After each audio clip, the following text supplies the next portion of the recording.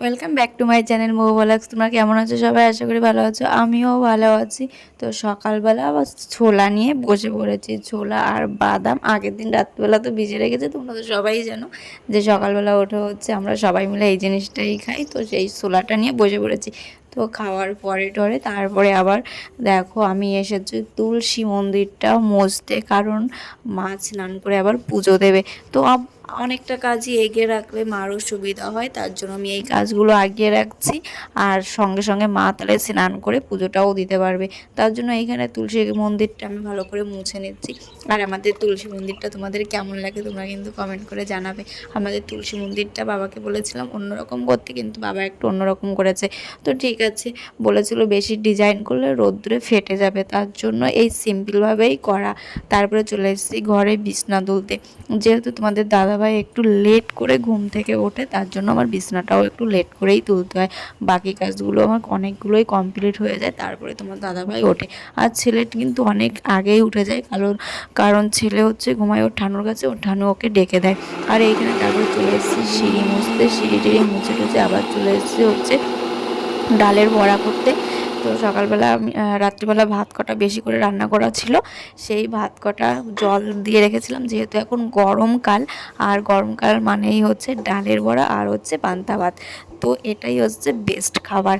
আর সেটাকে আমি এখন মিক্সচার করে তারপর আমি এসেছি বড়া করতে। তো আজকে হচ্ছে খেসারি ডালের বড়া করব। তো খেসারি ডালের বড়াটা কিন্তু বেশ ভালোই লাগে পান্তা ভাত দিয়ে খেতে।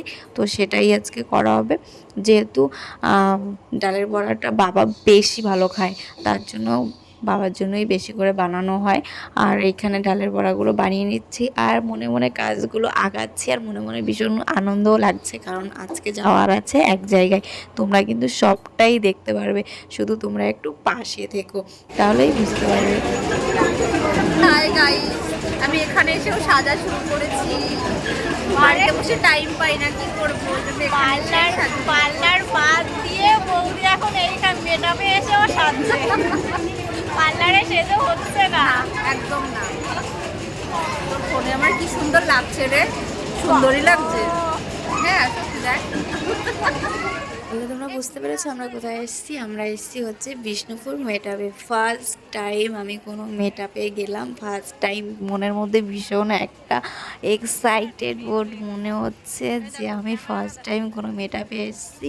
আর এসে খুব আনন্দ হচ্ছে। এইখানে কিন্তু অনেকে এসেছে আর অনেক জায়গা থেকে লোক এসেছে।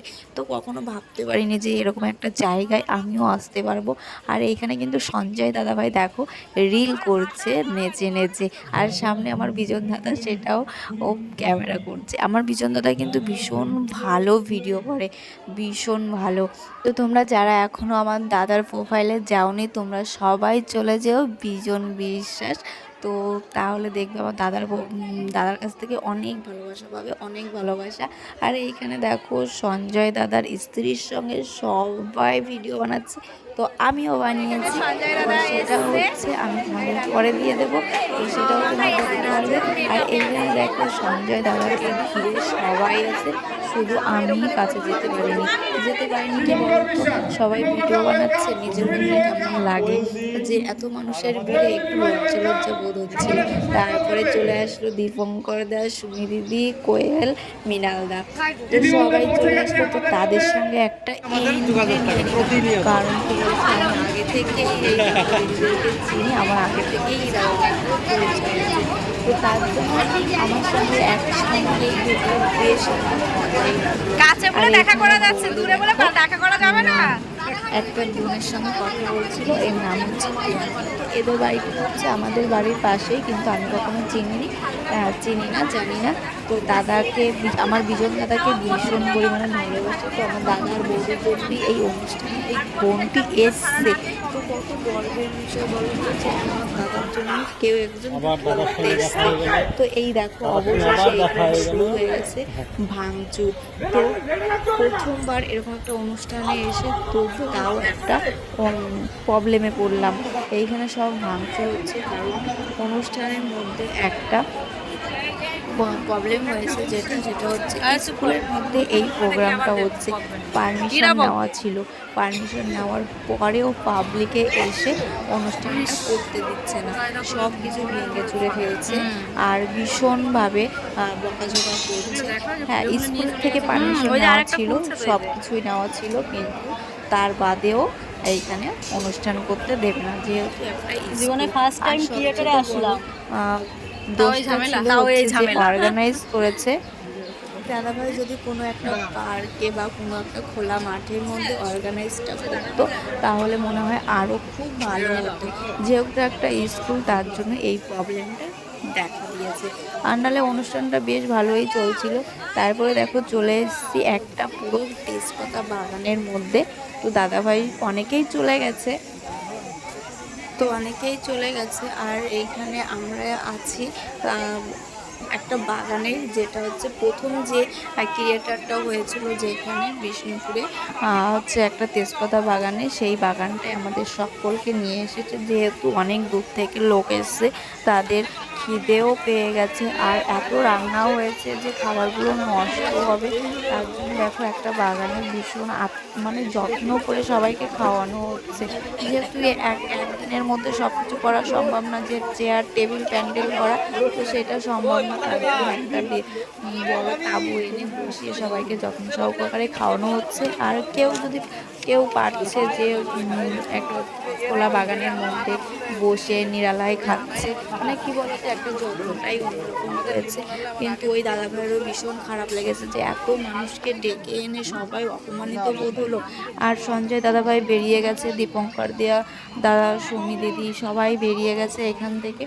আর এখানে দেখো মিষ্টি দিদিভাইও আছে, তোমরা দেখছো আমার সামনে বসে খাচ্ছে। বড় ব্যাপার কি বলো তো, এইখানে না আমি কাউকেই চিনি না, কিন্তু সবাই মনে হচ্ছিল যে কত নিজের এরা, এতভাবে সুন্দরভাবে আমার সঙ্গে ব্যবহার করছিল, আর সবাই আমার সঙ্গে ভীষণভাবে ভিডিও বানাচ্ছে। এর মাঝেও কিন্তু ছিল এনভি ব্লগ, সেই দাদাভাইয়ের সঙ্গেও পরিচয় হলো, ভীষণ ভালো লাগে। এই দেখো সবাই অনেকেই চলে গেছে, তো আমরা এখন বাড়িতে যাবো, তো চলো। এই ওটা তো 24 ঘন্টা বলি,